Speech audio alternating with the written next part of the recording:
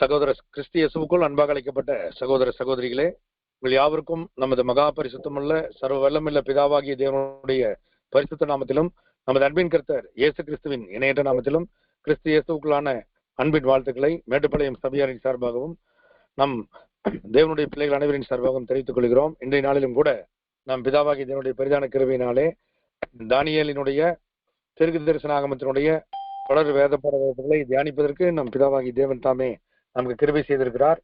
குறிப்பாக நாம் பிதாவாகி தேவனுடைய மகத்தான தெய்வீக திட்டங்களை அவர் விசேஷவனமாக அவர் வேதாகமத்திலே விவரித்திருக்கக்கூடிய காரியங்களிலே தானியேலை பயன்படுத்தி அவர் விவரிக்கக்கூடிய காரியங்கள் தேவனுடைய மகத்தான திட்டங்களை அதன் ஏற்றத்தான சக்தி வெளிச்சங்களை நமக்கு கற்றுக் கொடுப்பதாக அமைந்திருக்கிறது. அந்த வகையில நாம் இன்றைய நாளிலே தானியேல் தெற்கு தரிசனம் அங்கே நிறைவேறுவதற்கு முதலாவது தேவன் தானியேலை அவர் பயன்படுத்தின விதம், அவர் இஸ்ராயல் தேசத்திலிருந்து சிறைபிடிக்கப்பட்ட அந்த ஒரு ஜனக்கூட்டத்தின் மத்தியிலிருந்து அவர் எவ்விதமாக பாபிலோனுக்கு அழைத்து வரப்பட்டார் என்பதன் பின்னணியிலிருந்து அவரை தேவன் வழிநடத்தின விதம் பற்றிய சத்தியங்களை இந்த தினத்திலே நாம் ஆர இருக்கின்றோம். அதற்கே உரிய தேவனுடைய பிதாவாகி தேவனுடைய மகத்தான முன்னறிவின் திட்டத்தை நாம் இன்றைய தினத்திலும் ஆர இருக்கின்றோம். அன்பானவர்களே, தானியேல் தீர்க்க தரிசனம் என்பது பிதாவாகி தேவனால் முன்குறிக்கப்பட்ட ஒன்று. அதாவது தானியேலுக்கு ஒரு நூற்றாண்டுக்கு முன்பதாக இருந்த ஏசாயா தீர்க்கதரிசி இதை பற்றி தானியேல் காலத்தில் நடைபெற வேண்டிய நிகழ்ச்சிகளை பற்றி பிதாவாகி தேவன் தனக்கு வெளிப்படுத்தின சத்தியங்களை அவர் விதமாக விளக்குகிறார். ஏசாயா தீர்க்கதரிசியின் புஸ்தகம் 39ஆம் அதிகாரம் 6 மற்றும் 7 வசனங்களை நாம் வாசிக்க கேட்போம்.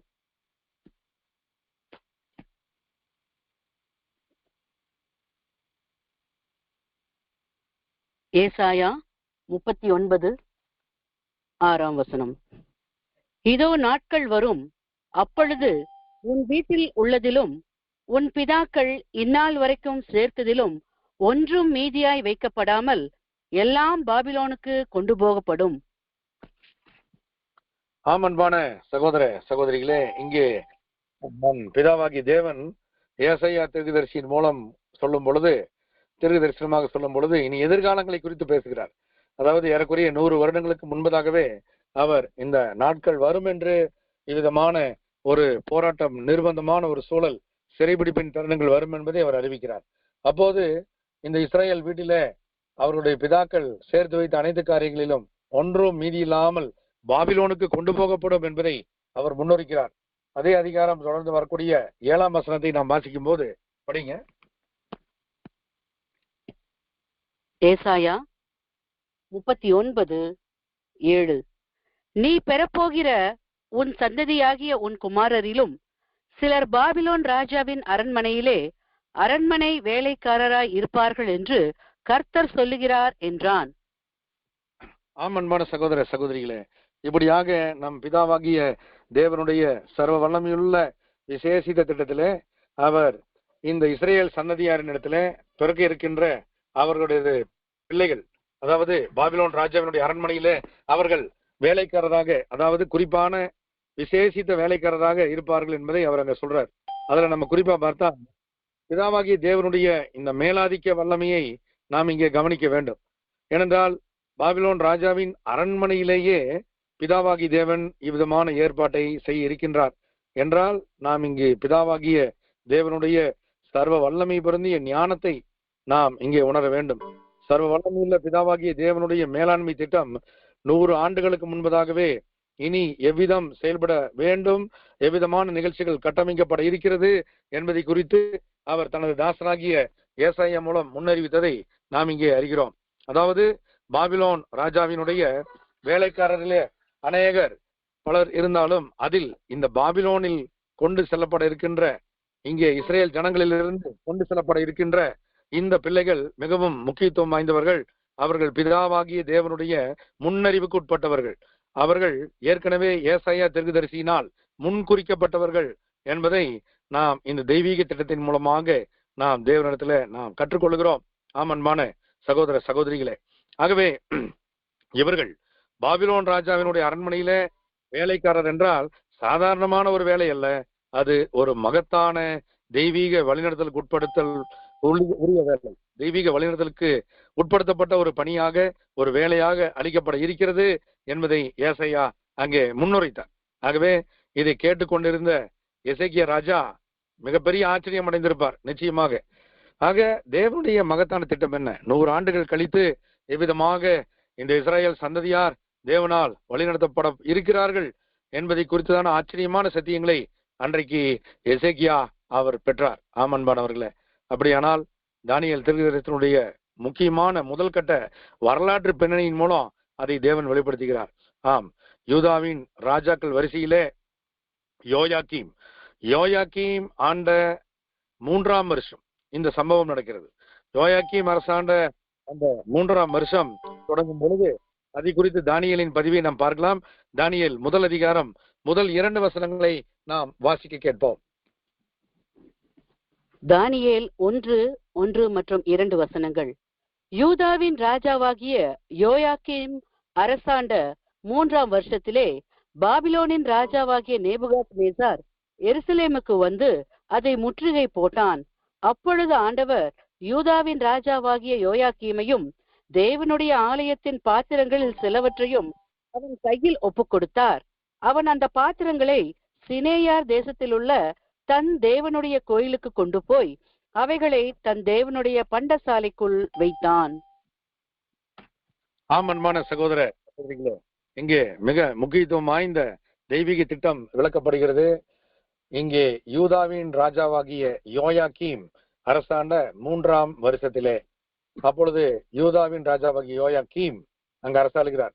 இதை குறித்து சகோதரர் பிராங்க் ஷெலு அவர்கள் குறிப்பிடும் போது, இந்த யோயாக்கீம் அரசாண்ட 3ஆம் வருஷம் என்பது கிமு 625வது வருடம் என்று அவர் குறிப்பிடுகிறார். ஆகவே இந்த காலகட்ட பகுதியிலே பிதாவாகி தேவன் அங்கு ஒப்பு கொடுக்கிறார். இங்கே யூதாவின் ராஜாவாகிய யோயாக்கீமையும் மற்றும் அந்த யூத மக்களையும் மற்றும் தேவாலயத்தினுடைய பாத்திரங்கள் சிலவற்றையும் அவர் சினேயா தேசத்தில் உள்ள அந்த ராஜாவாகிய நேபுகாத் நேச்சாரின் இடத்துல அவரது அந்த கோயிலின் இடத்துல அங்கே ஒப்பு கொடுக்கிறார். ஆகவே இது பிதாவாகிய தேவனால் முன் அனுமதிக்கப்பட்ட அவரது அனுமதியின் பேரிலே நடத்தப்படும் நிகழ்ச்சி என்பதை இங்கே தேவனுடைய பிள்ளைகளை நாம் ஆராய வேண்டும். ஏதோ ஒரு புறஜாதி ராஜா படையெடுத்து வந்து அந்த யூதா ராஜாவை கைப்பற்றி விட்டார், அங்கே இருக்கக்கூடிய தேவாலயத்தின் மீது கை வைத்தார், அங்கே இருக்கக்கூடிய பனிமுட்டுகளை எடுத்துக்கொண்டு சென்று விட்டார் என்று தவறாக எண்ணிவிடக்கூடாது. காரணம், பிதாவாகிய தேவனுடைய அனுமதியின் பேரிலேயே அனைத்தும் முன் குறிக்கப்பட்ட திட்டத்தின்படியே நடந்தது என்பதை இங்கே தேவன் விவரிக்கிறார். இது சர்வ வல்லமையுள்ள பிதாவாகிய தேவரீரினுடைய மேலாண்மை திட்டம். ஆம், தேவனுடைய முன்குறித்த திட்டம் என்பதை நாம் ஆராய வேண்டும். ஆகவே நாம் பார்க்கிறோம், இந்த தானியேல் மிக முக்கியத்துவமா இந்த காலப்பகுதியில தான் தானியேல் தேவனால் முன்குறிக்கப்பட்டவராக இருக்கிறார். ஆகவே இவரை குறித்து நாம் பார்க்கும்போது ரீபரன்ஸ் நம்பர் 2492 பேராகிராஃப் 3ல தானியேல் அந்த சிறையிருப்பில கொண்டு செல்லப்படும் போது அங்கே எசையா தீர்க்கதரிசியின் மூலம் முன்னுரைக்கப்பட்ட அந்த இஸ்ரேலினுடைய ராஜகுல மக்களிலே சந்ததியாரிலே அரண்மனையிலே சேவிப்பதற்காக அங்கே பணியமர்த்தப்பட இருக்கின்ற அந்த பிள்ளைகளிலே தீர்க்க தரிசனத்திலே குறிப்பிடப்பட்ட பிள்ளையாகிய இவரும் இருந்தார். பார்க்கும்போது அதனுடைய 2nd பேராகிராஃப் நீங்க ஆங்கிலத்துல வாசிங்க.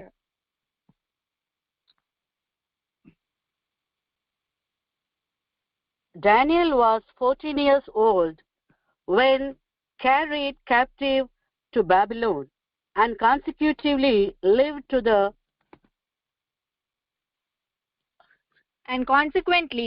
the extreme age of over 100 years. ஆமன்பான சகோதர சகோதரிகளே, இங்கே மிக முக்கியத்துவம் வாய்ந்த இந்த காரியத்தை நாம் பார்க்கிறோம். தானியேல் அவர்கள் விசேஷித்த வகையில 14 வயது இளம் பிராயத்திலே இங்கே இந்த சிறையிருப்புக்குள்ள அவர் இந்த ராஜகுல மக்களிலே ஒருவராக இருந்தது நிமித்தமோ, பிதாவாகி தேவனுடைய முன்னறிவின்படியே முன் குறிக்கப்பட்டவராக இருந்தது நிமித்தமோ, இந்த ஸ்பெஷல் கேரக்டரா ஒரு விசேஷித்த முன்குறிக்கப்பட்ட கதாபாத்திரமாக இங்கே தானியேலை அங்கே அழைத்து செல்லப்படக்கூடிய அனுமதி கொடுக்கப்படுது. அவர் தொடர்ந்து அவரது இளம் பிராயத்தில் மாத்திரமல்ல, தொடர்ந்து மிக நீண்ட காலமாக, அதாவது 100 ஆண்டு காலமாக அவர் இந்த மாபெரும் தெய்வீக பணியை அங்கே செய்திடுவதற்கு பிதாவாகி தேவனுடைய முன் அனுமதி இருந்ததை இங்கே நாம் பார்க்கிறோம். எவ்வளவு பெரிய ஆச்சரியகரமான திட்டம்! 100 ஆண்டுகளுக்கு முன்பதாகவே ஏசாயா தீர்க்கதரிசியின் மூலமாக பிதாவாகி தேவன் இந்த பாபிலோன் சாம்ராஜ்யம் என்று ஒன்று வர இருக்கிறது. அந்த சாம்ராஜ்யத்துல, அந்த பாபிலோன் சாம்ராஜ்யத்தின் மன்னனுடைய அரண்மனையில அவர் இஸ்ரேலிய ஜனத்தை வைத்து அவர் மேலாண்மை ஆட்சி முறையை அவர் செய்ய இருக்கின்றார். அன்பானவர்களே, இருப்பதோ பாபிலோன், ஆட்சி செய்வதோ பாபிலோனிய அரண்மனையிலிருந்து. ஆனால் ஆட்சி செய்வது யார்? தேவனுடைய பிள்ளை.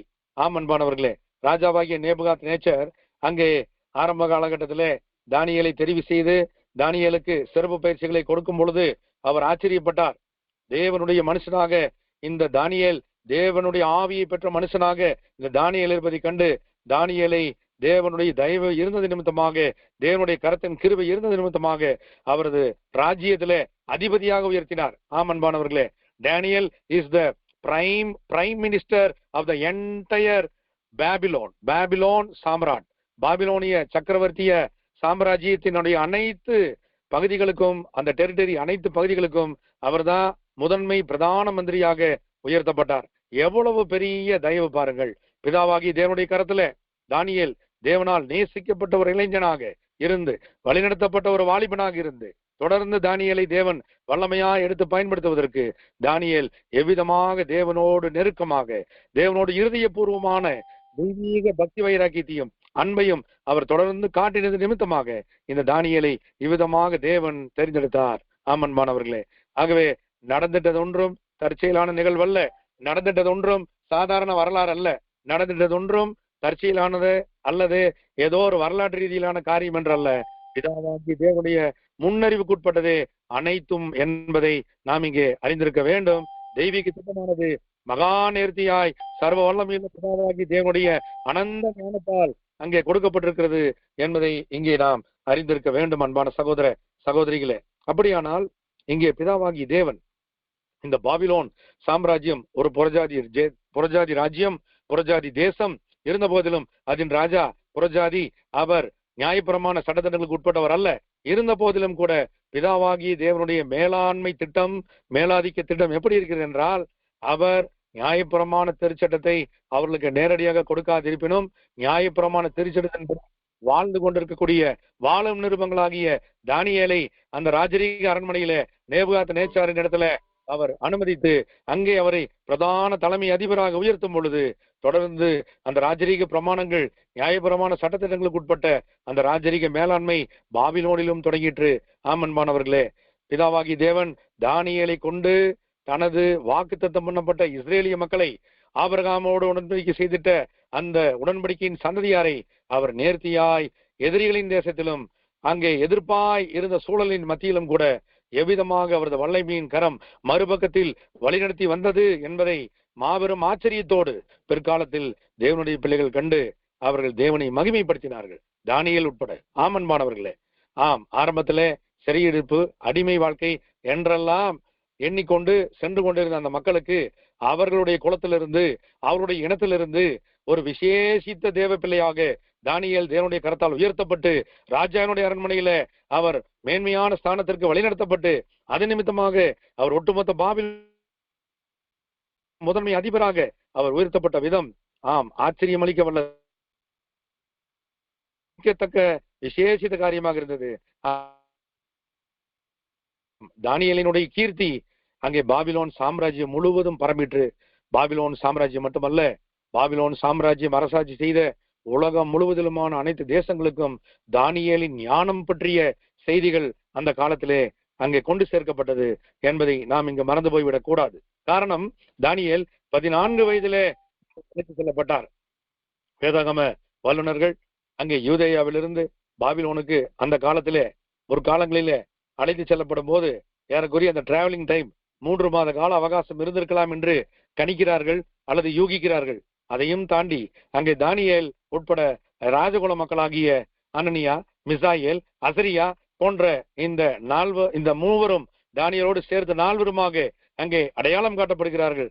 ஆகவே இப்படிப்பட்ட இந்த பிள்ளைகளை தேவன் தனியாக பிரித்தெடுத்து அங்கே ராஜாவினுடைய கண்களிலே தயவும் கிருபையும் கிடைக்க செய்து அதன் மூலமாக மிகப்பெரிய கல்வி முறையை அவர்கள் மீண்டும் தேவனிடத்துல பெற்றுக்கொள்ளக்கூடிய நல்வாய்ப்பை அவர்களுக்கு தேவன் வழங்கினார்.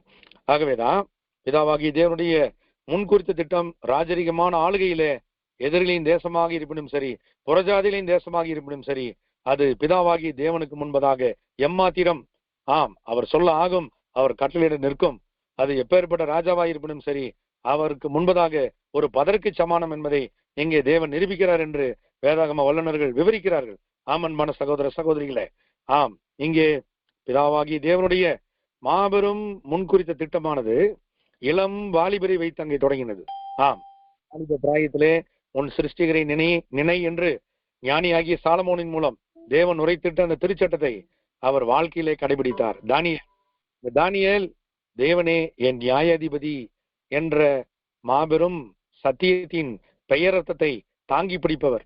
அவர் வாழ்நாள் முழுவதும் பிதாவாகி தேவனே அவருக்கு நியாயாதிபதியாக இருந்து அவரை உணர்த்தினார், தேற்றினார், தாங்கினார், தப்புவித்தார், சுமந்தார், ஞானத்தினால் நிரப்பினார், தானியேலை கொண்டு ராஜரீகம் பண்ணினார். ஆம், இஸ்ரேலி ஜனங்களுக்கு தேவன் கொடுத்திட்ட மகத்தான வல்லமையுள்ள திட்டத்தை அவர் செயல்படுத்துவதற்கு ஒரு விசேஷித்த கருவியை இங்கே பாபிலோன் சாம்ராஜ்யத்துல அவர் ஏற்பாடு செய்து அவரின் மூலமாக தேவனுடைய உன்னதமான திட்டத்தை அவர் முன்னோக்கி நகர்த்தினார். எப்பேற்பட்ட மாபெரும் திட்டம் பாருங்கள். நான் பார்க்கிற இந்த பிக்சர்ல, பவர் பாயிண்ட் பிக்சர்ல, இங்கே பாபிலோனிய சாம்ராஜ்யம் விஸ்தரிப்பு செய்யப்பட்டது, ராஜ்யபாரங்களாக பிரிக்கப்பட்டது, மாகாணங்களாக அங்கே நிர்வகிக்கப்பட்டது. மிகப்பெரிய அட்மினிஸ்ட்ரேஷன் ஒர்க். பாபிலோனுடைய புகழ்பெற்ற தொங்கு தோட்டங்கள், பாபிலோனுடைய புகழ்பெற்ற மாபெரும் சுவர்கள், ஐப்ராத் நதியை ஒட்டி கட்டப்பட்ட மாபெரும் கட்டுமானங்கள், இவைகள் அனைத்திற்கும் தானியேலின் ஞானம், தானியேலோடு உடனிருந்த தேவ பிள்ளைகளாகிய அனனியா, மிசாயேல், அசரியா இவர்களுடைய மிகப்பெரிய அறிவு திறன் அங்கே பயன்படுத்தப்பட்டதாக வேதாகம வல்லுநர்களும் சரித்திர ஆராய்ச்சியாளர்களும் குறிப்பிடுகிறார்கள். ஆம், அன்பான சகோதர சகோதரிகளே, தானியேல் மற்றும் அவரது உடன் நண்பர்கள் இங்கே அழைத்து செல்லப்பட்டு அவர்கள் ராஜாவினுடைய பிரதான சேர்வைக்காரனாகிய தானியேலுக்கு தலைமையாக கொடுக்கப்பட்ட, வழிநடத்துவதற்கு பொறுப்பாக கொடுக்கப்பட்ட ஆரியோக் மற்றும் இருக்கக்கூடிய பிரதானிகளின் தலைவரிடத்திலே ஒப்புவிக்கப்படும் பொழுது அங்கே தேவனுடைய மேலாதிக்க வல்லமை எவ்விதமாக செயல்படுது என்றால், அவர்களுக்கு ஸ்பெஷல் எஜுகேஷன் இன் சால்டிஸ் லாங்குவேஜ், கல்தேய பாஷையிலே அவர்கள் நிபுணர்களாக, அவர்கள் மிகச்சிறந்த வல்லுநர்களாக, மொழியியல் திறன் வாய்ந்தவர்களாக அவர்கள் உயர்த்தப்படுவதற்கு அவர்களுக்குரிய நல்வாய்ப்பை தேவன் வழங்கினார். ஆம், 14 வயதிலே அங்கே ட்ரெயின் அப் பண்ணப்படுறாங்க. 14 வயதிலிருந்து ஏறக்குறைய 3 வருடங்கள் மிக அருமையான பயிற்சி. நேச்சர் சயின்ஸ், இயற்கை அறிவியல் மற்றும் நுண்ணறிவியல் மற்றும் வேளாண்மை அறிவியல் மற்றும் கட்டடக்கலை, அதன் நுட்பத்திறன் மற்றும் வானியல், தர்க்க சாஸ்திரம், எண்கணித சாஸ்திரம் என்ற மகத்தான பல்வேறு துறைகளிலே அவர்களுக்கு சிறப்பு பயிற்சியை தேவ தயவிலே தேவனே கொடுத்தார். அதற்கே உரிய கருவிகள் அங்கே பயன்படுத்தப்பட்டார்கள். நியாயப்பிரமாண திருச்சட்டத்திலே தேறின மனுஷனாகிய மோசேயின் மூலம் அந்த நியாயப்பிரமாணம் கற்பிக்கப்பட்ட போது அதற்கு முன்பதாக மோசேயை வல்லமையாய் எடுத்து பயன்படுத்தின பிதாவாகி தேவன் மோசேவை ஞானத்தால் நிரப்பினார். அதே போல மோசேக்கு பிற்பாடு மிக நீண்ட நூற்றாண்டு காலங்கள், பல நூற்றாண்டுகள் கழித்து தானியேலை பிதாவாகி தேவன் மிகச்சிறந்த நிர்வகிப்பின் பணிக்காக அவர் ராஜரீக ஆட்சி துறையில, நிர்வாகத்துறையில, கட்டட அமைப்பு துறையில, நகர நிர்மாணிப்பு துறையில மற்றும் வேதியியல் துறையிலும், வேளாண்மை துறையிலும் மற்றும் இயற்கை அறிவியல் துறையிலும் இந்த தானியேலை பயன்படுத்தி இருக்கிறார் என்பதை பாபிலோனிய கல்வெட்டுக்கள் உணர்த்துகிறது. ஆனால் அந்த கல்வெட்டுகளிலோ தானியேல் என்ற பெயர் இடம்பெறவில்லை. பெல்தேஷாத்சார் என்று ராஜாவாகிய நேபுகாத்நேச்சாரால் அங்கே அடையாளம் மாற்றுவதற்கும், அவருடைய இனத்தின் குறியீட்டை மாற்றுவதற்கும், அவருடைய விக்கிரக கடவுளை உயர்த்தி பிடிப்பதற்குமான பெயரே அங்கே பயன்படுத்தப்பட்டிருக்கிறது என்பதை நாம் ஒரு கணம் எண்ணி பார்க்க வேண்டும். ஆம் அன்பானவர்களே, இப்படியாக அந்த பெல்தேஷாத்சார் என்று அழைக்கப்பட்டிருக்கக்கூடிய தானியேல் பாபிலோனிய சாம்ராஜ்யத்தினுடைய மிகச்சிறந்த கல்வியியல் நிபுணர், அறிவியல் நிபுணர், தர்க்க சாஸ்திரி, வானியல் சாஸ்திரி மற்றும் பாபிலோனிய சாம்ராஜ்யத்தின் கீழ் இருக்கக்கூடிய அனைத்து ராஜ்யங்களாலும் அறியப்பட்டவர். ஆகவேதான் இங்கே எசேக்கியேல் தீர்க்கதரிசியின் மூலம் பிதாவாகி தேவன் அதை உறுதி செய்கிறார். தானியேல், யோபு, நோவா என்பவர்கள் இருந்தாலும் தங்கள் நீதியினால் மாத்திரம் தங்கள் ஆத்மாக்களை தப்புவித்துக் கொள்வார்களே அல்லாமல் என்ற பதத்திலே மிக முக்கியத்துவம் வாய்ந்த தானியேலினுடைய தெய்வீக கீழ்ப்படிதல், அவர் தேவனுடைய சட்டங்களுக்கு நீதியாய் கீழ்ப்படிந்த பாங்கு அங்கே உரைக்கப்படுவதை, விவரிக்கப்படுவதை நாம் ஒரு கணம் எண்ணி பார்க்க வேண்டும். அன்பான சகோதர சகோதரிகளே, அப்படியானால் பிதாவாகி தேவன் அவரது தெய்வீக திட்டத்திலே இந்த இஸ்ராயேல் தேசத்தை எவ்விதமாக அவர் நடத்த விரும்பினார். ஆம், கிமு 625 வருடம் யோயாக்கீன் என்ற யூத ராஜாவினுடைய 3ஆம் வருஷத்துல பிதாவாகி தேவன் இந்த தேசத்திற்கு ஓய்வு கொடுக்க அவர் செய்திட்ட யூப்ளியின் பிரமாணம். இந்த யூப்ளியின் பிரமாணத்தை அவர்கள் ஏற்கனவே முந்தைய காலக்கணக்குகள் சுழற்சி முறைகளுக்கு இசைவாக, நியாயபூர்வமான திருச்சட்டங்களுக்கு இசைவாக இந்த யூத ஜனங்கள் அவர்களை வழிநடத்தின வேத பாரகர்கள், ஆசாரியர்கள், பிரதான ஆசிரியர்கள் முறையாக கை கொள்ளவில்லை. நியாயப்பிரமாணத்தை மீறினார்கள், ஓய்வு நாளின் பிரமாணத்தை மீறினார்கள். தேசம் தனது ஓய்வு வருஷங்களை அவர்கள் ரம்மியமாய் அனுபவிப்பதற்கு அவர்கள் வாய்ப்பை கொடுக்கவில்லை. தொடர்ந்து அவரது சுயநலம் மற்றும் தேவனுடைய கட்டளைகளுக்கு கீழ்ப்படியாமை மற்றும் அவருடைய தேவனுடைய காரியங்களுக்கு முற்றிலுமாக எதிர்த்து நிற்றல் ஆகிய இவைகளிலேயே அவர்கள் நேரத்தை கழித்தார்கள். இப்படியாக அவர்கள் தொடர்ந்து தெய்வீக பிரமாணங்களுக்கு மாறாக நடந்தது நிமித்தமாக தேவன் தலையிட்டார். ஆம் அன்பான சகோதர சகோதரிகளே, அதன் காரணமாக தேவனுடைய திட்டத்தில நியாயபரமான சட்டங்களை மீறினபடியாலே அவர் இங்கே தனது வேலைக்காரனாக, தனது ஊழியன் என்று குறிப்பிட்ட அந்த ராஜாவாகிய பாபிலோன் ராஜாவை முன்குறித்தார். அங்கே எரேமியாவின் மூலம் முன்குறிக்கப்பட்ட அந்த வசனங்களிலே பாபிலோன் ராஜாவாகிய நேபுகாத்நேச்சரை என் ஊழியன் என்று அவர் குறிப்பிட்டார், பிதாவாகிய தேவன். அது மாத்திரமல்ல, அவருக்கு மற்றொரு அடைமொழி கொடுக்கப்பட்டது. அதன் சிங்கம் என்ற பெயரும் கூட இந்த பாபிலோன் ராஜாவாகிய நேபுகாத்நேச்சருக்கு கொடுக்கப்பட்டிருப்பதை நாம் கவனிக்க வேண்டும். அப்படியானால் இங்கே நியாயப்பிரமாண சட்டங்களை மீறிவிட்ட அந்த இஸ்ரேல் ஜனங்கள் தொடர்ந்து அந்த நியாயப்பிரமாண சட்டங்களுக்குள்ளாக அவர்கள் இடம்பெற வேண்டும் என்றால் அதற்கு தேவன் ஒரு ஏற்பாட்டை செய்கிறார். அது இஸ்ராயல் தேசம் தனது ஓய்வு வருஷங்களை ரம்மியமாய் அனுபவித்து தீர்ப்பதற்குரிய நல்வாய்ப்பு. அதற்காக அந்த யூத ஜனங்கள், அதாவது இஸ்ரேலி ஜனங்களுடைய அனைத்து கோத்திரத்தார், 10 கோத்திரத்தார் 12 பேர் அவர்கள் என்ன செய்யப்படணும்னா ரீப்ளேஸ்மெண்ட் செய்யப்படணும். அங்கே முற்றிலுமாக அவர்கள் அகற்றப்பட்டு, அங்கே இருந்து அவர் முற்றிலுமாக அகற்றப்பட வேண்டும். அவர்கள் மற்ற தேசத்திற்கு முழுமையாக அவர்களை ரீப்ளேஸ் பண்ணப்படணும் என்பதை இங்கே நம்ம பார்க்கிறோம். இப்படியாக இந்த ரீப்ளேஸ்மெண்ட், இங்கே இடத்தை மாற்றக்கூடிய நிகழ்ச்சியை தான் நம்ம பார்க்கிறோம். 2 நாளாகமும் 36ஆம் அதிகாரம் 21ஆம் வசனத்துல தேவனுடைய திட்டத்தை விதமாக அறிவித்தார். படிங்க. 2 நாளாகமம் 36:21. கர்த்தர் எரேமியாவின் வாயினாலே சொன்ன வார்த்தை நிறைவேறும்படிக்கு தேசம் தன்னுடைய ஓய்வு வருஷங்களை ரம்யமாய் அனுபவித்து தீரும் மட்டும் அது பாழாய் கிடந்த நாளெல்லாம், அதாவது 70 வருஷம் முடியும் மட்டும் ஓய்ந்திருந்தது. ஆமன்பான சகோதர சகோதரிகளே, இங்கே தேசம் 70 வருடங்களை ஓய்வாக எடுத்துக்கொள்ள வேண்டும். அதுவும் ரம்மியமாக அனுபவித்து தீர்க்க வேண்டும். Without any single disturbance. எந்த விதத்திலும் அதற்கு இடையூறோ குறுக்கீடோ யாராலும் ஏற்பட்டுவிடக் கூடாது என்பதில் பிதாவாகிய தேவனுடைய அனந்த ஞானம், மாபெரும் தெய்வீக கட்டளையினுடைய செயல்பாடுகளின் நீதி நியாயங்களின் வெளிப்பாடு எப்படி சிறப்புற விவரிக்கப்பட்டிருக்கிறது என்பதை இந்த வசனம் விவரிக்கக்கூடிய சத்திய வெளிச்சம் நமக்கு உணர்த்துகிறது. அப்படியானால் இந்த நியாயபூர்வமான சட்டங்களை எப்போதுமே மீறிக்கொண்டிருக்கக்கூடிய இஸ்ரேலி ஜனங்கள், வணங்கா காலத்துள்ளவர்கள், ஆம், இவர்கள் அகற்றப்பட வேண்டும். அவர்கள் அந்த நாட்டை விட்டு, அதாவது தேசத்தை விட்டு முற்றிலுமாக அகற்றப்பட்டு தேவனால் மற்றொரு புறத்தில் அவரது ஊழியக்காரனாக பயன்படுத்தப்பட இருக்கின்ற பாபிலோனிய சாம்ராஜ்ய சக்கரவர்த்தி ஆகிய அனுமதிக்கப்பட்ட நேபுகாத்நேச்சாரை அவர் படையெடுத்து வரவைத்து அவர் கையிலே அவர்களை ஒப்புக் கொடுத்தார். ஆம், இவைகளுக்குரிய காரணங்களை தேவன் பட்டியலிடுகிறார். 2 நாளாகமும் 36ஆம் அதிகாரம் 14 மற்றும் 16 மற்றும் 17 ஆகிய 3 வசனங்களையும் நாம் வாசிக்க கேட்போம். படிங்க. 2 நாளாகமம் 36:14. ஆசாரியரில் பிரதானமானவர்கள் யாவரும் ஜனங்களும் கூடி புறஜாதிகளுடைய சகல அருவருப்புகளின்படியும் மிகவும் துரோகம் பண்ணி கர்த்தர் எருசலேமிலே பரிசுத்தம் பண்ணின அவருடைய ஆலயத்தை தீட்டுப்படுத்தினார்கள். 16ஆம் வசனம்.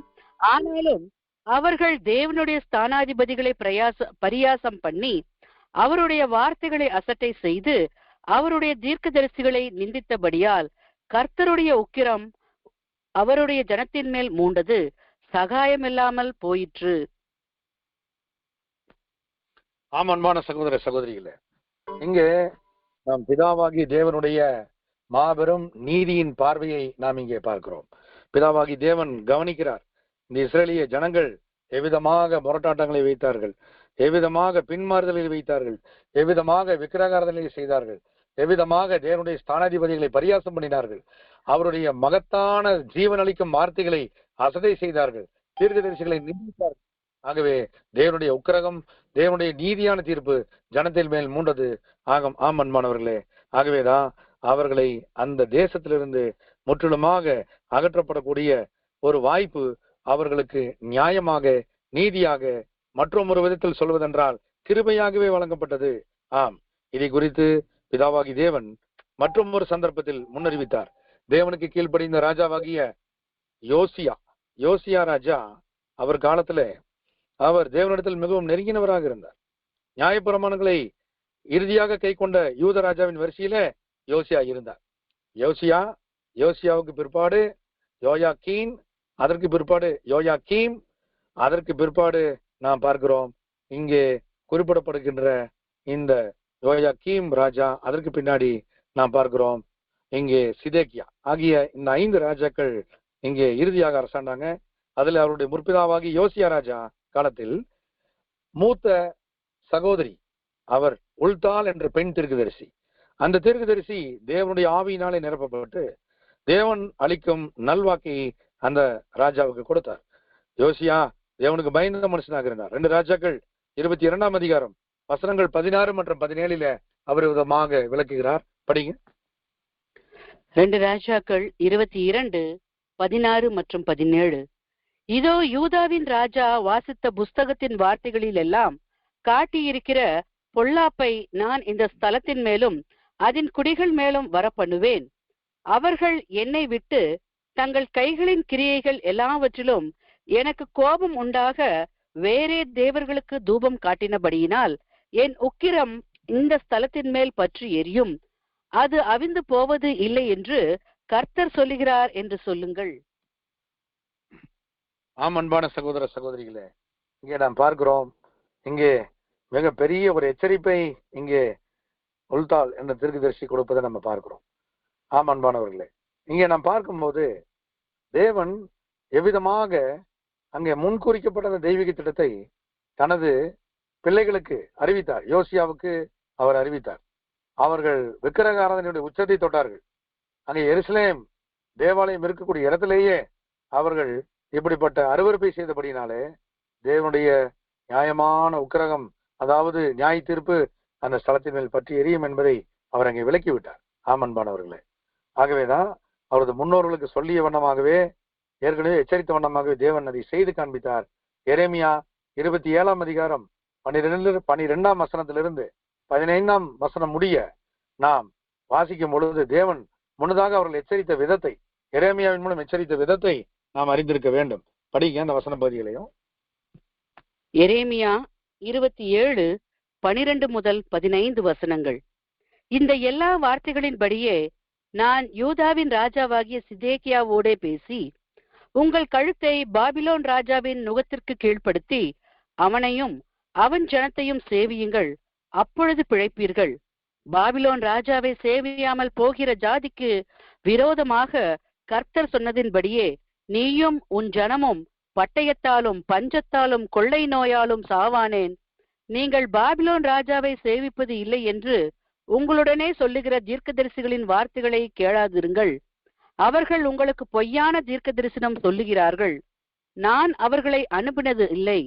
நான் உங்களை துரத்தி விடுகிறதற்கும் நீங்கள் உங்களுக்கு தீர்க்க தரிசனம் சொல்லுகிற தீர்க்க தரிசிகளும் அழிந்து போகிறதற்கும் அல்லவோ இவர்கள் என் நாமத்தை சொல்லி பொய்யான தீர்க்க தரிசனம் உரைக்கிறார்கள் என்று கர்த்தர் சொல்லுகிறார் என்றேன்.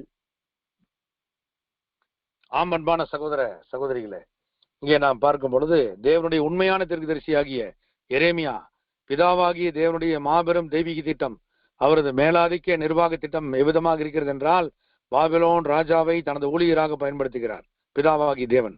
அதை குறித்ததான முன்னறிவை இஸ்ரேலி ஜனங்கள் பெற்றிருக்க வேண்டும். அவரை, அதாவது பாபிலோன் ராஜாவாகிய நேபுகாத்நேச்சாரை தேவன் பயன்படுத்துகிறார். அதன் மூலம் தேவன் இந்த தேசத்திற்கான தெய்வீக திருச்சட்டங்களை நிறைவேற்றிருக்கிறார் என்பதை அவர் முன்னதாகவே சொல்லிவிட்டு, இப்படியாக இந்த ராஜா மற்றும் அவரது சேனைகளுக்கு ஒத்துழைப்பை கொடுக்கும்படியாக இறுதி ராஜாவாகிய சிதேக்கியாவின் முன்பதாகவும் ஜனங்கள் முன்பதாகவும் அவர் எச்சரிப்பை கொடுக்கிறார். ஆனால் அதே நேரத்தில் இந்த தேவனால் அனுமதிக்கப்பட்ட, தேவனால் ஊழியராக பணியமர்த்தப்பட்ட ராஜாவாகிய நேபுகாத் நேச்சார், அவர் தேவனுடைய பணியாள் அல்ல, அவர் எதிரி, அவர் புறஜாதி. ஆகவே அவருக்கு செவி கொடுக்க கூடாது. ஆகவே நாம் இந்த நேரத்தில் தேச ஒற்றுமையும் தேச பக்தியையும் காண்பிக்க வேண்டும் என்று அங்கே போலியாக இருந்த தீர்க்கதரிசிகள், பொய்யான தீர்க்கதரிசிகள் சிதேக்கியாவினிடத்திலே கூறி அங்கே மற்ற யூத ஜனங்களையும் அவர்கள் கலகம் செய்வதற்கு தூண்டிவிட்டார்கள். ஆகவே இது ஒரு பெரிய முரண்பாடான காரியமாக அங்கே இருந்தது. உண்மையான தேவனுடைய செய்தியை, ஏற்ற நேர சத்திய செய்தியை சொல்லக்கூடிய உண்மை தீர்க்கதரிசியாக எரேமியா இருந்தார். ஆனால் அதே நேரத்தில் யூத ஜனங்களிலேயே போலியான கள்ள தீர்க்கதரிசிகளும் அங்கே இருந்தார்கள். ஆமன்பானவர்களே, இப்படியாக ஒரு போராட்ட நிலைமையிலே எரேமியா அவர்கள் தேவனுடைய நல்வார்த்தையை உறுதிபட தெரிவித்தார். எரேமியாவையும் கூட சிறைபிடிப்பதற்கும் கொலை செய்வதற்கும் தொடர்ந்து வகை தேடினார்கள். அப்படிப்பட்ட சில பிடிக்கப்பட்டு அவர் அமல்த்தப்படுவதற்குரிய எத்தனங்கள் அங்கே நடைபெற்றது.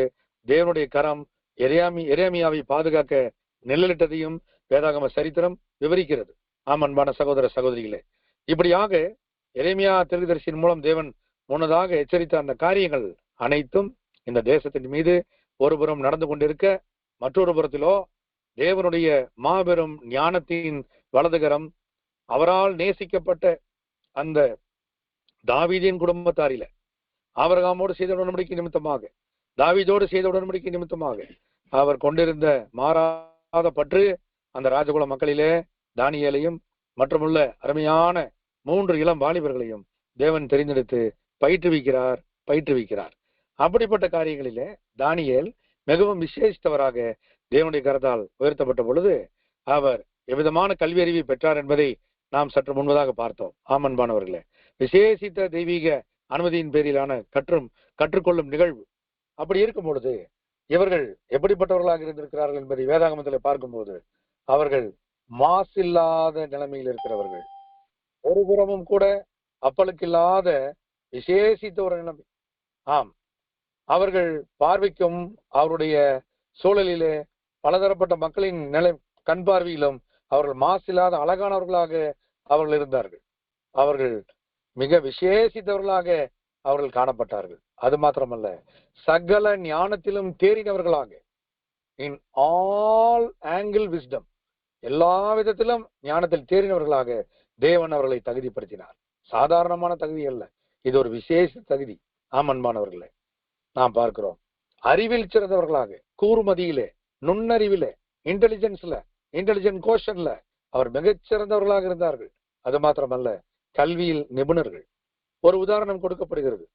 பாபிலோன் சாம்ராஜ்யத்திலே அவருடைய ஜென்ம பாஷையாகிய கல்தேய மொழி, சால்டிஸ் லாங்குவேஜ், அந்த மொழி மற்றும் அதனுடைய இணை துணை மொழிகள், செராமிக் லாங்குவேஜ், அதுல இருக்கக்கூடிய செமிட் லாங்குவேஜ்ல இருக்கக்கூடிய அனைத்து மொழியியல் வல்லுநர்கள் மற்றும் அங்கே கல்வியில் சிறந்த மற்ற அனைவரை காட்டிலும் இவர்கள் வல்லுநர்களாகவும் நிபுணர்களாகவும் மொழி திறன் உச்சரிப்பிலும் மொழியை கையாளும் பாங்கிலும் இவர்கள் மிகச்சிறந்தவர்களாக கருதப்பட்டதாக பாபிலோனிய கல்வெட்டுகளில் இடம்பெறுகிறது.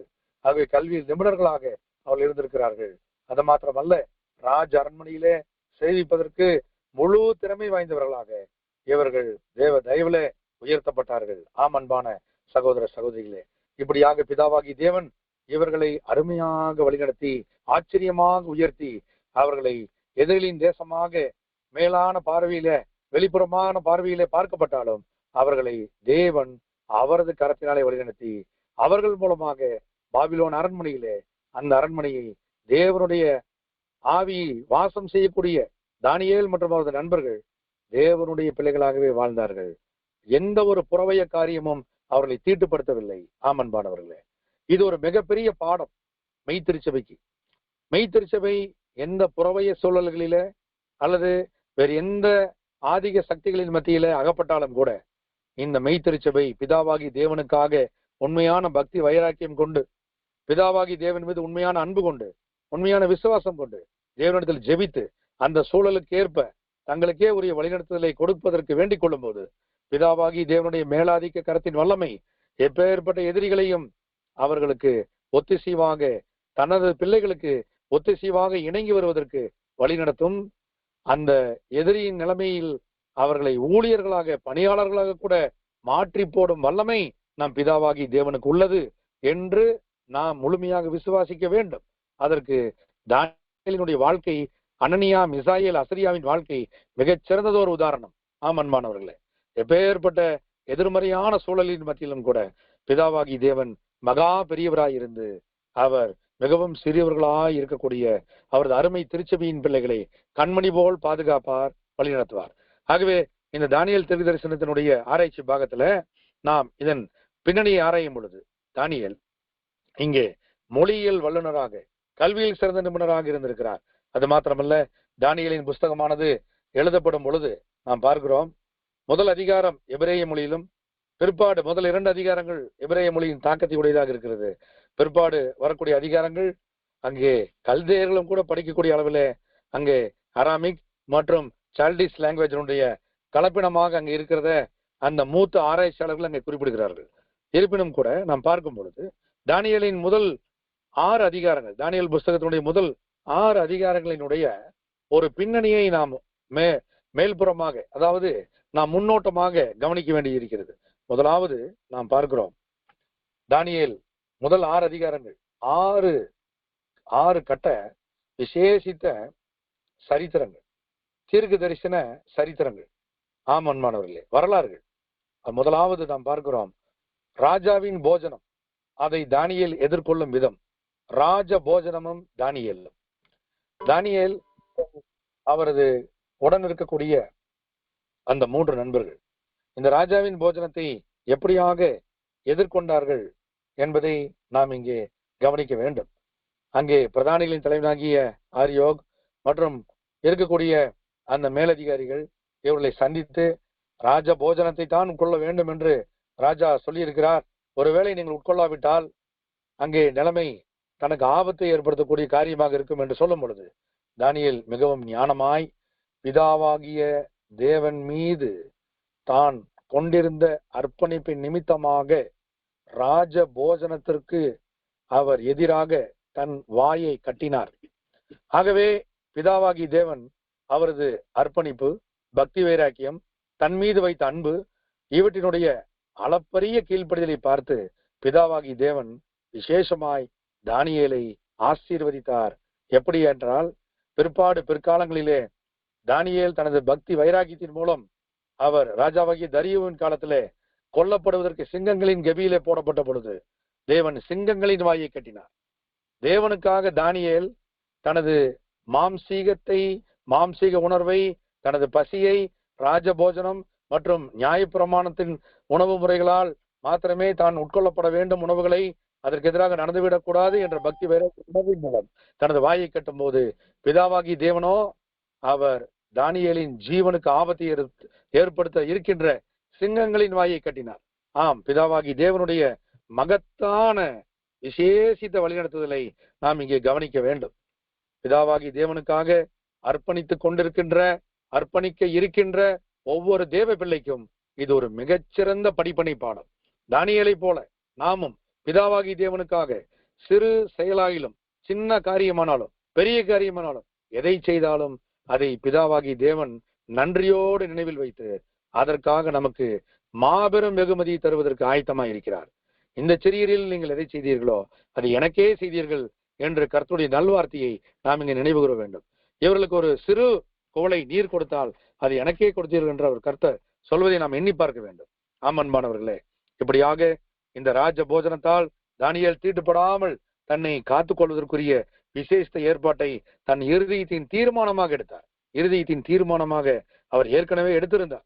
அந்த இருதயபூர்வமான தீர்மானம் என்பது அர்ப்பணிப்பின் அடையாளம். ஆகவே மெய்த்திருச்சபைக்கு இது ஒரு மாபெரும் படிப்பினை, மிகப்பெரிய வழிகாட்டும் சரித்திரமாக இருக்கிறது. நாம் கூட இருதயபூர்வமான தீர்மானங்களை எப்போதெல்லாம் எடுக்கிறோமோ அப்போதெல்லாம் தேவனுடைய கரத்தின் மூலமாக நாம் வழிநடத்தப்படுவோம்.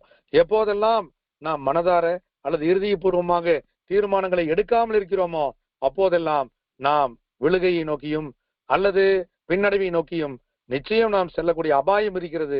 அன்பான சகோதர சகோதரிகளே, ஆகவே பிதாவாகிய தேவனிடத்துல மிக மிக அதிகமாக நெருங்கின, மிக அதிகமாக நேசித்த தானியேலை போல நம்முடைய வாழ்க்கை முறையை நாம் மாற்றிக்கொள்ள வேண்டும். பெலோட் ஆஃப் ஜெகோவா, தானியேலே நீ மிகவும் பிரியமானவர், நீ வேண்டிக் கொள்ள தொடங்கின போதே கட்டளை வெளிப்பட்டது என்று பிரதான தூதனாகிய கேப்ரியலின் மூலமாக அங்கே விசேஷித்த வகையிலே குறிக்கப்பட்டவர் இந்த தானியேல். பிதாவாகி தேவன் மீது எவ்வளவு அருமையான அன்பு, எவ்வளவு உச்சகட்ட அன்பு, பிதாவாகி தேவன் மீது எவ்வளவு உச்சகட்ட பக்தி வைராக்கியம். பிதாவாகி தேவனுக்காக தன் ஜீவனை பணயம் ராஜாவின் போஜனத்தை அவர் நிராகரிப்பதற்கு அவர் செயலாற்றின விதம். இப்படியாக தானியேல் தனது உணவிலும் தனது மாம்சத்தை கட்டுப்படுத்துவதிலும் தேவனுக்காக தன்னை அர்ப்பணிப்பதிலும் அவர் செலுத்திட்ட பாங்கு மற்ற 3 எபிரேய இளைஞர்களாகிய அனனியா, மிசாயேல், அசரியா ஆகிய இவர்களையும் கூட விசேஷமாக ஊக்குவித்தது, அவர்களையும் வழிநடத்தினது. அன்பானவர்களே, அடுத்ததாக தானியேலை பிதாவாகி தேவன் உயர்த்தும் பாங்கு விசேஷித்த காரியம். தானியேலை தேவன் தனது ஆவியினால் நிரப்பினார். மாபெரும் சிலை தரிசனம். யாருக்கு? பாபிலோனுடைய ராஜாவாகிய மாபெரும் சக்கரவர்த்தி சாம்ராட் நேபுகாத் நேச்சருக்கு. அவரது தூக்கம் போய்விட்டது. மாபெரும் சிலை, மெட்டாலிக் இமேஜ், மாபெரும் சிலை, சிறிய கல் அதன் பாதத்தை நொறுக்கினது. அதற்கே உரிய சொப்பனமும் அதன் அர்த்தமான சத்தியத்தையும் தேவன் தானியேலின் மூலம் விளக்கி கூறினார். ஆகவே தானியேல் உடைய விசேஷித்த வாழ்க்கை அது ஒரு மிகப்பெரிய ஒரு திருப்புமுனை வாய்ந்த காரியமாகவே இருந்தது. அன்பான சகோதர சகோதரிகளே, ஆகவே சிலை தரிசனத்தை குறித்து தானியேல் விளக்கும் பொழுது முதலாவது பிதாவாகி தேவனுக்கு மகிமையை ஏறெடுத்தார். பிதாவாகி தேவனுக்கே முதலாவது மகிமை. பரலோகத்தின் தேவன் இந்த மறைபொருள்களை வெளிப்படுத்தினார். ஆகவே பரலோகத்தின் தேவனை மகிமைப்படுத்தி தானியேல் அங்கே அந்த தரிசனத்தை, அதன் விளக்கத்தை தேவ உத்தரவின்படியே பகிர்ந்தளிக்க ஆரம்பித்தார். இங்கும் கூட இந்த மெய்த்திருச்சபையின் பிள்ளைகளாக இருக்கக்கூடிய நமக்கு மிகப்பெரிய விசேஷித்த வழிகாட்டும் சத்தியம் கொடுக்கப்படுகிறது.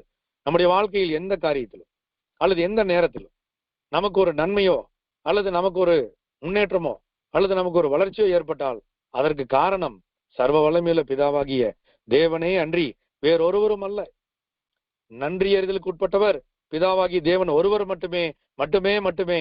பிதாவாகி தேவனே, நீர் மகா பெரியவர், நாங்களோ மிகவும் சிறியவர்கள்.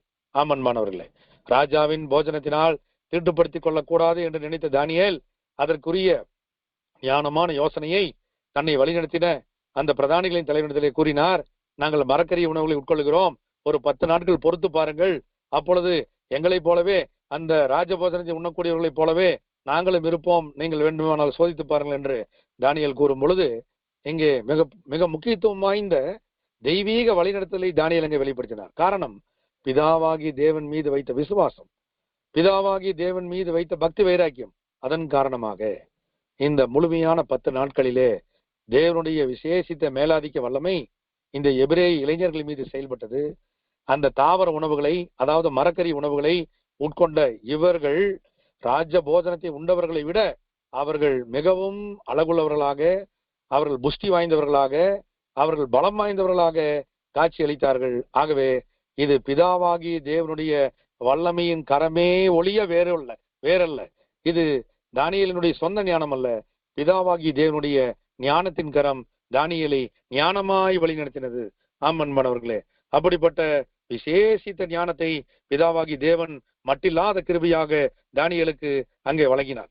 ஆகவே மாபெரும் இந்த சிலை தரிசனத்துல தானியேல் பிதாவாகி தேவனை தொடர்ந்து மகிமைப்படுத்தினார். தொடர்ந்து தேவனுக்கு தாசனாக அவர் ராஜ சமூகத்துல பிதாவை அறிக்கையிடுகிறவராகவே காணப்பட்டார்.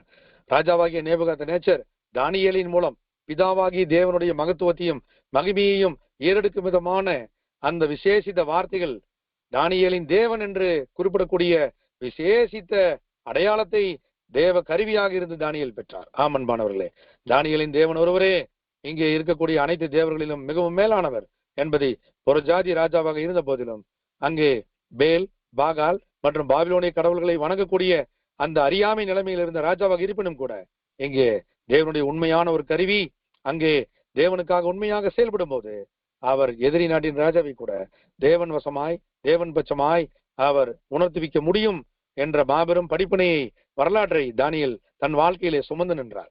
அப்படி போல இந்த மெய்த்திருச்சபையின் அருமை அங்கங்களாக அழைக்கப்பட்டிருக்கிற நாம் ஒவ்வொருவரும் கூட நாம் வாழும் காலங்களிலே பிதாவாகி தேவனை மகிமைப்படுத்தும் விதமாக பிதாவாகி தேவனுக்கு மெய்தேவ வணக்கத்தை செலுத்தும் வண்ணமாக நம்முடைய வாழ்க்கையின் ஒவ்வொரு நொடியும் ஒவ்வொரு நாளும் நாம் உண்மையாக அர்ப்பணிப்போடு நம்மை நாம் செலவிட்டு நம்மை நாம் ஒப்புவிக்கும் போது பிதாவாகி தேவன் நமது வாழ்க்கையின் மூலம் மகிமைப்படுத்துவதற்கு நாம் முழு முயற்சி எடுக்கும் போது நிச்சயமாகவே பிதாவாகிய தேவன் அதற்கு கர்த்தர் இயேசு கிறிஸ்துவின் மூலம் உதவி செய்வார், ஒத்தாசை செய்வார். ஆம் அன்பானவர்களே, எரிகின்ற சூளையிலே அங்கே விசேஷித்த விசுவாசம் வெளிப்பட்டது. அது மூவின் விசுவாசம். ஆம் அன்பானவர்களே, அந்த எரிகின்ற சூளை அது விசுவாசத்திற்கு வைக்கப்படுகின்ற பரீட்சை. அந்த பரீட்சையிலே இந்த மூவரினுடைய விசுவாசம் வெளிப்பட்டது. பிதாவாகிய தேவனுடைய பாதுகாப்பு அங்கே உணர்த்தப்பட்டது. நால்வராக அங்கே காணப்பட்டதை பார்க்கிறோம். தூரா சமவெளியிலே நிறுத்தி வைக்கப்பட்ட சிலையை அவர்கள் இவ்விதமாக மறுதளித்தார்கள். ராஜாவாகி உமக்கு தெரிந்திருக்க கடவுது, நாங்கள் ஆராதிக்கிற எங்கள் தேவன் எங்களை தப்புவித்தாலும் சரி தப்புவிக்காமல் போனாலும் சரி நீர் நிறுத்தின சிலையை நாங்கள் வணங்க மாட்டோம் என்று உமக்கு தெரிந்திருக்க கடவுது என்ற விசுவாசத்தினுடைய உச்சகட்ட பக்தி வைராக்கிய வார்த்தைகளை அவர்கள் வெளிப்படுத்தினார்கள் என்றால் அது எப்பேற்பட்ட பக்தி வைராக்கியம் என்பதை ஒரு கணம் நாம் எண்ணி பார்க்க வேண்டும், சிந்தித்து பார்க்க வேண்டும். ஆகவே அப்பேற்பட்ட மகாபெரிய பக்தி வைராக்கியம் தேவனுடைய பிள்ளைகளாகி நாம் அவர்களிடத்திலிருந்து கற்றுக்கொள்கிறோம். அதை வாழ்க்கையிலே நாமும் நடைமுறைப்படுத்துவதற்குரிய நல்வாய்ப்பு இருக்கிறது அன்பான சகோதர சகோதரிகளே. அதே போல அடுத்ததாக தானியேலுக்கு கொடுக்கப்படுகின்ற அந்த தீர்க்க தரிசன சரித்திரத்திலே அடிமரம் மாத்திரம் இடப்பட்ட முழுமரம் வெட்டப்படும் சொப்பனம், அந்த சொப்பனத்திலே தெய்வீக திட்டமானது விளக்கப்படுகிறது. அதைத் தொடர்ந்து பெல்தே சாச்சாரியினுடைய விருந்தும் எழுதின கையும் மெனே மெனே தெக்கேல் உபார்சின். ஆகவே தெய்வீக திட்டம் அங்கே எவ்விதமாக விளக்கப்படுகிறது என்பதை இங்கே நாம் பார்க்கிறோம். அதற்கு பிற்பாடு செங்ககபியில் தானியேல். ஆக இந்த 6 காலகட்ட தீர்க்க தரிசன சரித்திரங்களை தானியேலினுடைய புஸ்தகத்திலே முதல் 6 அதிகாரங்கள் சுமந்து நிற்கின்றன. தேவன் அவைகளை பொருத்தி வைத்திருக்கிறார் என்பதை நாம் அறிந்து கொண்டு பிற்பாடு 6ஆம் அதிகாரத்திற்கு பின்பதாக உள்ள மீதமுள்ள 6 அதிகாரங்கள் பிதாவாகி தேவன் விசேஷமாக அந்த தெய்வீக திட்டத்தினுடைய பாகங்களிலே காணப்படுகிற ராஜ்யங்களின் சரித்திரங்கள், அவைகள் அடையாள பாசிய முறையிலே தானியேலுக்கு தரிசனங்களாகவும் காட்சிகளாகவும் காணப்படுகிறதை அவர் 6 அதிகாரங்களில் விவரிக்கிறார். ஆகவே அங்கே மேசியானுடைய 1ஆம் வருகை மற்றும் மேசியானுடைய 2ஆம் வருகைக்குரிய காலகட்ட தீர்க்க தரிசனங்கள் மற்றும் ராஜ்யங்களுக்குரிய வரலாற்றின் தரிசனங்கள் மற்றும் உயிர்த்தெழுதலுக்குரிய சத்தியங்கள் மற்றும் மெய்த்திருச்சுவிக்குரிய ஏற்றகால சத்தியங்கள் மற்றும் கர்த்தராகிய இயேசு கிறிஸ்து பாடுபடும் காரியத்தை குறித்தும் பாலாக்க மறுவரிப்பு குறித்தும் எருசலேமின் வீழ்ச்சி குறித்தும் மேசியாவின் வருகை குறித்தும் இவ்விதமாக விசேஷமாக வரிசைப்படுத்தப்படுகின்ற மாபெரும் தரிசனத்தின் காட்சிகளை அங்கே தேவன் காண்பிக்கிறார். ஆம் அன்பானவர்களே, விசேஷமாக இங்கே தேவனிடத்திலே உடன்படிக்கை செய்திட்ட அந்த இஸ்ரேலி ஜனங்கள், மாம்சீக இஸ்ரேலி ஜனங்கள் விசுவாசத்திலே வளர்ச்சி பெற வேண்டும், தேவ பக்தியிலே பலப்படுத்தப்பட வேண்டும். இங்கே சிறைபிடிக்கப்பட்ட நிலைமையிலே குழப்பமான ஒரு சூழல், போராட்ட சூழலின் மத்தியிலே உண்மையாகவே பிதாவாகி தேவன் அவர் மீது அவர்கள் நம்பிக்கை வைக்க வேண்டும். மெய்தேவ வணக்கத்திற்கு மீண்டும் அவர்கள் முழு வைராக்கியம் கொடுக்க வேண்டும். ஆகவே தானியேலினுடைய வாழ்க்கை இவ்விதமாகவும் அவரது நண்பர்களினுடைய வாழ்க்கை இவ்விதமாகவும் பயன்படுத்தப்படும் போது இதை குறித்ததான செய்தி அங்கே அரண்மனைக்கு வெளியில் இருக்கக்கூடிய சிறையிருப்பில் இருக்கக்கூடிய பாபிலோன் ஆறுகள் அருகே அகதிகளாக இருக்கக்கூடிய எசேக்கியேல் மற்றும் அருமையான அந்த இஸ்ரேலி ஜனங்கள் யூத ஜனங்களை வந்து எட்டினது. இப்படியாக தேவன் தனது ஒரு பக்க பிள்ளைகளை தனது திட்டத்தை நிறைவேற்றுவதற்கு பயன்படுத்துகிறார். மறுபக்கத்திலோ தேவன் தனது திட்டத்திலே விசேஷமாக மீண்டுமாக தேவனிடத்திலே கூட்டி சேர்க்கப்படுவதற்கு தங்களை இங்கே அமர வைத்து செயல்படுத்துகிறார் என்பதை அவர்கள் புரிந்து கொள்ளும் நல்வாய்ப்பாக அந்த காலங்கள் அவர்களுக்கு அனுமதிக்கப்பட்டது. தேவனுடைய திட்டத்தை குறித்ததான விசேஷித்த ஞானம் தேவனுடைய கிருபையால் தானியேலுக்கு வெளிப்படுத்தப்பட்டது. ஆம் அன்பானவர்களே, இந்த காரியங்கள் அனைத்தும் சேக்ரெட் ரைட்டிங்ஸாக, புனிதமான தரிசன காட்சிகளாக இங்கே தேவனால் அருளப்பட்டது. ஆகவே இந்த காட்சிகளிலே முதல் முறையாக மிக துல்லியமாக மேசியா எப்போது வருவார், முதல் வருகையில யூதர்களால், அதாவது இஸ்ரேலியர்களால் ஆவலோடு எதிர்பார்க்கப்பட்ட மேசியாவை குறித்ததான அந்த தீர்க்க தரிசனங்கள் எவ்விதமாக அங்கே விளக்கப்படுகிறது என்பதை தானியேலை தேவன் பயன்படுத்தி அங்கே விளக்கினார்.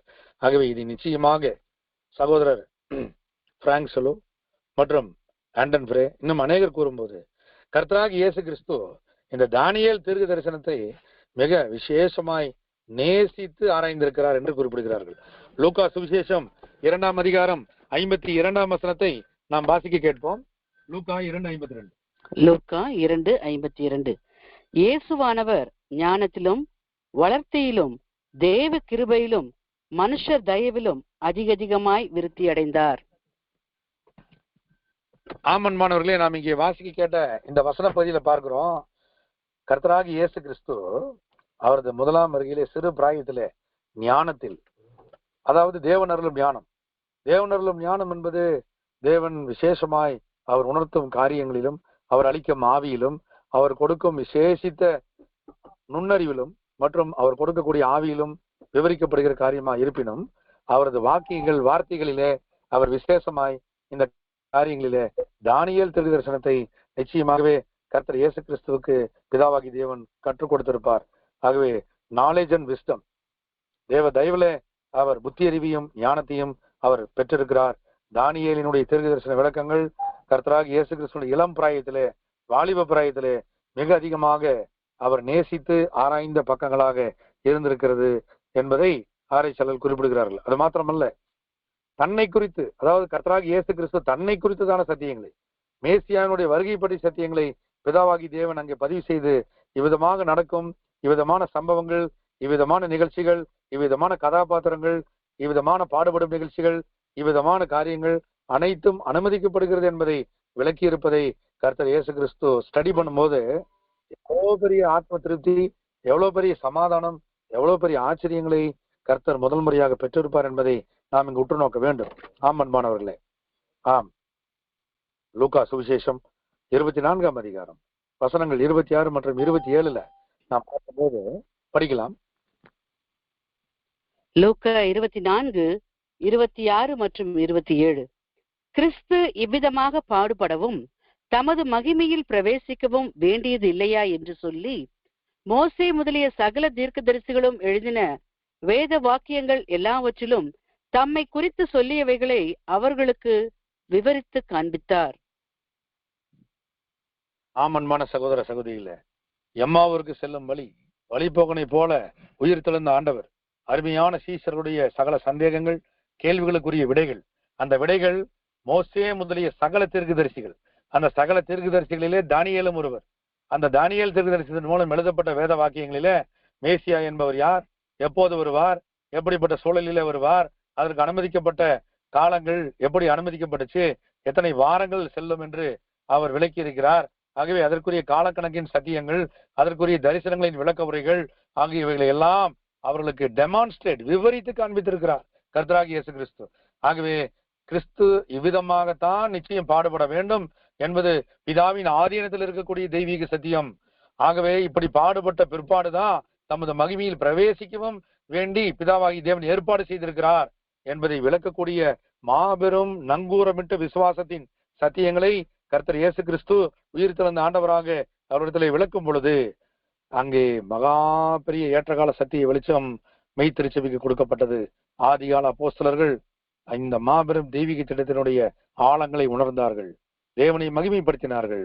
மேசியாவை குறித்து முழுமையான சத்தியத்தை பெறுவதற்கு இந்த ஆவிக்குரிய புத்தகத்தை தேவன் பயன்படுத்தி இருக்கிறார் என்பதை உணர்ந்து அதை தொடர்ந்து பயன்படுத்த ஆரம்பித்தார்கள். ஆகவேதான் கர்த்தர் இயேசு கிறிஸ்து இந்த டேனியல் ப்ராபஸி பற்றியான ஒரு விசேஷித்த ஒரு பார்வையை கொடுத்தார் அவரது அருமை திருச்சபைக்கு. கர்த்தர் 2ஆம் வருகைக்கு வந்திருக்கும் பொழுது நிறைவேறி கொண்டிருக்கக்கூடிய அடையாளங்கள், அந்த அடையாளங்களின் வரிசையில மத்தேயு 24ஆம் அதிகாரம் 15ஆம் வசனத்தை வாசிக்க கேட்போம். மத்தேயு 24:15. மேலும் பாழாக்குகிற அருவருப்பை குறித்து தானியேல் தீர்க்கதரிசி சொல்லி இருக்கிறானே, வாசிக்கிறவன் சிந்திக்க கடவன். நீங்கள் அதை பரிசுத்த ஸ்தலத்தில் நிற்க காணும் போது. ஆம் அன்பான சகோதர சகோதரிகளே, பாழாக்கும் அருவருப்பை குறித்து இது கர்த்தர் இயேசு கிறிஸ்து பேசும்போது அவர் இடத்துல, ஆண்டவரே உம்முடைய வந்திருத்தலுக்கும் இங்கே ராஜ்யம் இந்த உலகத்தின் முடிவுக்கும் உம்முடைய வந்திரத்திலுக்கும் உலகத்தின் முடிவுக்கும் அடையாளம் என்ன என்றுதான் மத்தேயு 24ஆம் அதிகாரம் 3ஆம் வசனத்திலே சீசர்கள் கேள்வி தொடங்கினாங்க. அதற்குரிய பதில்களை கர்த்தர் இயேசு கிறிஸ்து வரிசையாக அவரிடத்திலே விலக்கி கொண்டு வந்தார். அப்படிப்பட்ட வரிசை கிரமமான பதில்களிலே ஒன்றுதான் இந்த 24ஆம் அதிகாரம் 15ஆம் வசனம். பாலாக்கு மறுவறுப்பு தானியேல் தீர்க்கதரிசி சொல்லியிருக்கிறார்.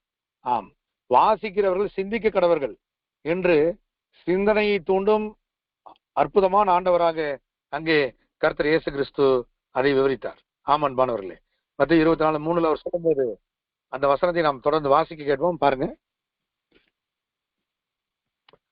மத்தேயு 24:3. பின்பு அவர் ஒலிவ மலையின் மேல் உட்கார்ந்திருக்கையில் சீஷர்கள் அவரிடத்தில் தனித்து வந்து, இவைகள் எப்பொழுது சம்பவிக்கும்? உம்முடைய வருகைக்கும் உலகத்தின் முடிவுக்கும் அடையாளம் என்ன? எங்களுக்கு சொல்ல வேண்டும் என்றார்கள்.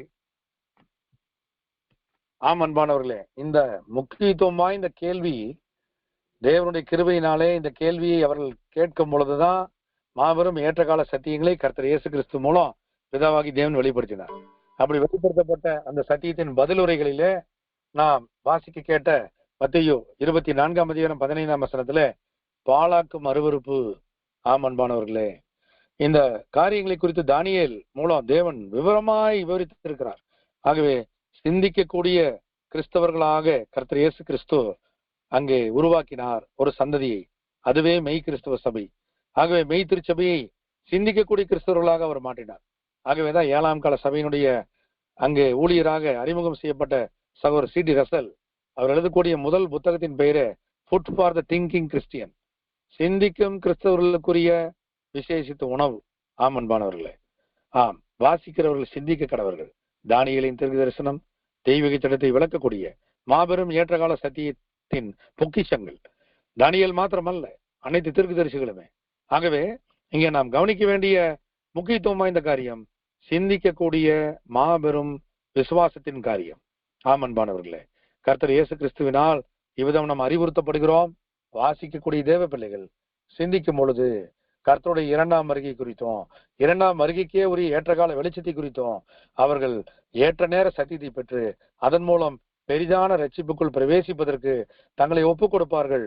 ஆம் அன்பானவர்களே, இந்த ஏற்றகால சத்திய வெளிச்சத்தின் மூலம் நம்மை சிந்திக்க தூண்டும் இந்த ஏற்ற நேர வெளிச்சத்தின் மூலம் நாம் தேவனுடைய பெரிதான ரட்சிப்புக்குள் அங்கே நாம் பிரவேசிப்பதற்குரிய நல்வாய்ப்பை கர்த்தர் கொடுக்கிறார். ஆம் அன்பானவர்களே, இப்பேற்பட்ட விசேஷித்த ஊக்கமூட்டும் சத்தியங்கள், கேட்டலிஸ்ட் மாதிரி வினையூக்கியாக காணப்படக்கூடிய ஏற்ற நேர சத்தியங்களை கர்த்தர் இயேசு கிறிஸ்து இந்த தானியேல் தீர்க்க தரிசனத்தை பிதாவாகி தேவனுடைய கிருபையிலே பெற்றதினாலே அதை எடுத்து பயன்படுத்தி அவர் விசேஷமாய் மெய்த்திருச்சபையை வழிநடத்தினார். ஆகவே நாம் இங்கே பார்க்கிறோம், பிதாவாகி தேவனே என் நியாயாதிபதி என்ற பெயரை தாங்கி நிற்கிற இந்த தானியேல் மாசு இல்லாத அழகான ஒரு நிலைமை, சகல ஞானத்திலும் தேறின ஒரு நிலைமை, அறிவில் சிறந்த நிலைமை, கல்வியில் நிபுணராக இருந்த நிலைமை, ராஜ அரண்மனையிலே சேவிக்க அனைத்து திறமைகளும் உள்ள நிலைமை, Royal college study in natural science, astrology, வானியல் துறை இருக்கக்கூடிய அனைத்து அட்மாஸ்பியரிக் ஏரியல் வியூலையும் அவர் ஏரியல் சயின்ஸ் எல்லாவற்றிலும் அவர் ஒரு மகத்தான நிபுணராகவே அவர் விளங்கினார் என்று மற்ற வரலாற்று ஆசிரியர்கள் அவருடைய நுண்ணறிவை குறித்து வியக்கிறார்கள். அது மாத்திரமல்ல, எசேக்கியேலின் மூலம் தேவன் அந்த பதிவுகளை இடும்போது தீரு ராஜாவை குறித்து பேசும் பொழுதும் அந்த தீரு ராஜாவுடைய அதிபதி குறித்து பேசும்போதும் தானியேலை காட்டிலும் நீ ஞானவான் என்ற ஒரு கம்பேரிசனை எசேக்கியேல் 28ஆம் அதிகாரத்துல கொடுப்பார். ஆமன்மானவர்களே, அப்ப தானியேலின் ஞானம் மெச்சிக்கொள்ளப்படக்கூடிய அளவுக்கு உயர்வானதாக இருந்தது. எசேக்கியேல் 28:3 படிங்க. எசேக்கியேல் 28:3. இதோ தானியேலை பார்க்கிலும் நீ ஞானவான், ரகசியமானது ஒன்றும் உனக்கு மறைபொருள் அல்ல. ஆமன்பானவர்களே, தானியேலுக்கு சகல காரியங்களும் விசேஷமாய் விவரிக்கப்பட்டுச்சு. அவருக்கு எந்த ஒரு மறைபொருளையும் வெளிப்படுத்தக்கூடிய தேவாவியின் அருளை தேவன் கொடுத்திருந்தார். ஆகவேதான் தானியேலினுடைய ஞானம் இங்கு கம்பேரிசனுக்கு எடுத்துக்கொள்ளப்படுது. தேவன் எசேக்கியேலின் மூலம் இதை வெளிப்படுத்தினார். ஆகவே பிதாவாகி தேவன் தானியேலுக்கு கொடுத்த விசேஷ தயவுகளை, ஞானத்தின் வர்த்திப்பை, விவரிப்பை நாம் இங்கே பார்க்கிறோம். ஆகவே இந்த காலேஜ் ஸ்டடீஸ்ல அவர் ஒரு 3 வருடமாக அங்க ஸ்டடி பண்ண அந்த பீரியடிக்கல் ஸ்டடீஸ்ல அதற்கு பிற்பாடு பாபிலோனுடைய கல்வி முறையில காலேஜ் ஸ்டடீஸ்க்கே 3 வருஷம் என்று தீர்மானித்ததாகவும் அதை தொடர்ந்து மற்ற ராஜ்யங்கள் அதை பின்பற்றினதாகவும் சரித்திர குறிப்புகள் இருக்குது. அப்போ ஒருத்தர் காலேஜ் படிக்கிறதுக்கு ஒரு 3 இயர்ஸ் அப்படிங்கிற விஷயம் கூட பாபிலோன் சாம்ராஜ்யத்துல இங்கே தேவனுடைய கருத்தினால் அனுமதிக்கப்பட்ட கால பிரமாணம் என்பதை கூட நாம் இங்கே நேரடியாக உலக சரித்திர ஆராய்ச்சியாளத்திலிருந்து நாம் பெற வேண்டி இருக்கிறது. ஆகவே நாம் இங்கே பார்க்கிறோம், தானியேல் மிகப்பெரிய ஞானவானாக தேவனால் பயன்படுத்தப்பட்டார். தானியேல் ஒரு உறுதியான இறுதி தீர்மானத்தை தேவனுக்காக எடுத்திருந்தார். ஆமன்மானவர்களே, பிதாவாகி தேவன் மீதான அன்பினால் பக்தி வைராக்கியத்தின் காரணமாக தேவனுக்காக தானியேல் தனது மாம்சத்தினுடைய உணர்வுகளை அவர் நிராகரித்து ராஜரீக போஜனத்தால் தனது சொந்த வயிற்று பசியை ஆற்றிக்கொள்ள முன்வராமல் தனது அர்ப்பணிப்பால் தனது பிரதிஷ்டையால் தன் வாயை கட்டினார். அதற்கு பதிலாக பிதாவாகி தேவன் தானியேல் வைத்திருந்த பக்தி வைராக்கியத்திற்காக சிங்கங்களுக்கு எரியாவதற்கு பதிலாக சிங்க கபியிலே போடப்பட்ட தானியேலுக்காக கொடூர பசியில கர்ஜித்துக் கொண்டிருந்த சிங்கங்களின் வாயை எப்பேற்பட்ட விசேஷித்த நன்றியுள்ள பதிலை தேவன் அங்கே கொடுத்தார். ஆமன்பானவர்களே, தானியேலின் வாழ்க்கை போல நாமும் உறுதியுள்ள இறுதி தீர்மானத்தை எடுக்க வேண்டும். தானியேலினுடைய சொந்த அர்ப்பணிப்புள்ள இறுதியை பற்றி நாம் தொடர்ந்து தியானிக்க இருக்கிறோம். ஆம், முதல் அதிகாரத்தினுடைய பாகங்களுக்குள்ளாக கடந்து வரும் பொழுது அதனுடைய வரலாற்று பின்னணி மற்றும் தானியேலினுடைய விசேஷித்த அறிமுகம் மற்றும் இவர்களை சிறைபிடித்துக் கொண்டு வந்த சூழல், இவர்களை பற்றி நாம் ஆராய தொடங்கி இருக்கிறோம். தொடர்ந்து இந்த முதல் அதிகாரத்தினுடைய மற்ற பாகங்களையும் அடுத்த வகுப்பிலே நாம் தொடர்ந்து தியானிப்பதற்கு பிதாவாகிய தேவன் தாமே நம் ஒவ்வொருவருக்கும் கிருபை செய்வாராக. பெற்றுக்கொண்ட சத்தியங்களை நமக்கு பயனுள்ளதாக்கி கொள்ள தேவன் தாமே நம் அனைவருக்கும் கிருபை செய்வாராக. பொறுமையோடு கேட்ட சத்தியங்களை கேட்ட அனைவருக்கும் பிதாவாகிய தேவன் தாமே அவருடைய விசேஷ வழிநடத்தலை கொடுப்பதற்கு நாம் ஜெபத்திலே வேண்டிக் கொள்ளலாம். தேவனுக்கே மகிமை. ஆமென்.